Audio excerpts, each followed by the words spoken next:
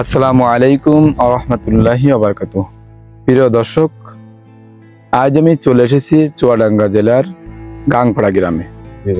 তো বর্তমানে আমরা জানি যে এই বছর লাউ চাষিরা অনেক ক্ষতির সম্মুখীন হয়েছে, কারণ যারাই লাউ চাষ করছেন তারা এবছর ধরা খাইছে, যারাই লাউ চাষ করছেন তারা তাদের এবছর লস হয়েছে। তো আসলে তারই পরিপ্রেক্ষিতে সফলতার একটি গল্প নিয়ে আমি আপনাদের সামনে হাজির হলাম। গাংপাড়া গ্রামে মোহাম্মদ আবুল হোসেন ভাই হাজারি লাউ চাষ করছে। আসলে লাউগুলো দেখতে ছোট ছোট, কিন্তু আমি এই বছর এত ফলন আমি কোথাও দেখি নাই। তো আপনারাও দেখলে অবাক হবেন। দেখেন, এটাকে বলে হাজারি লাউ।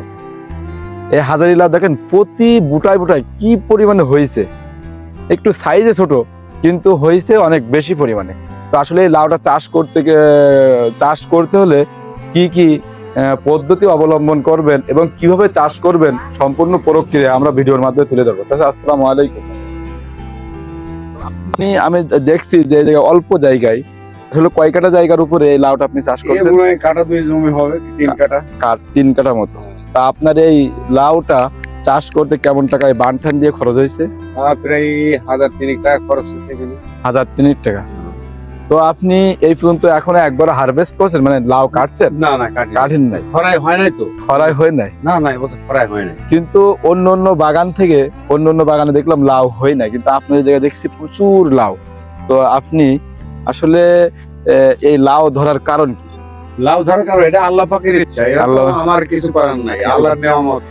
আপনি এসে আসলে প্রথম থেকে শেষ পর্যন্ত আপনি কিভাবে চাষ করছেন যদি একটু আমাদের পুরো প্রসেসটা একটু তুলে। এটা আমি আমার নিজে হাতে আমি লাউ বীজ রাখছি, তারপর নিজে চারা দিয়েছি, দিয়ে তারপরে লাগাইছি।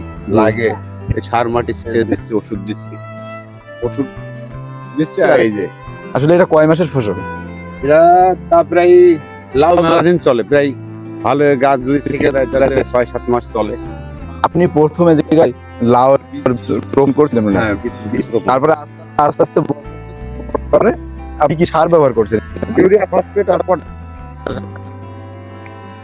আপনি হলো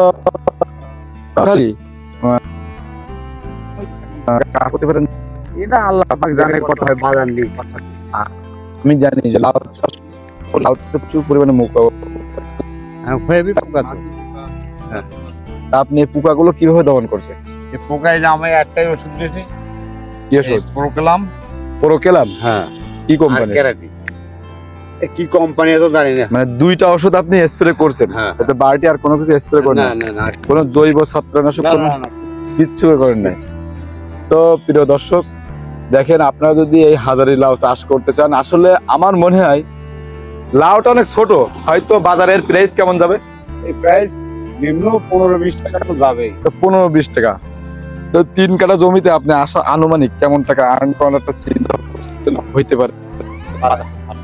তারপরেও কেমন টাকা বিক্রি হইতে পারে এটা অগ্রিম কথা আমি বলতে পারবেন না। যাই হোক, দেখেন প্রিয় দর্শক, আপনারা এই লাউ আসলে যদি চাষ করতে চান তাহলে অবশ্যই আপনারা জেনে বুঝে চাষ করবেন।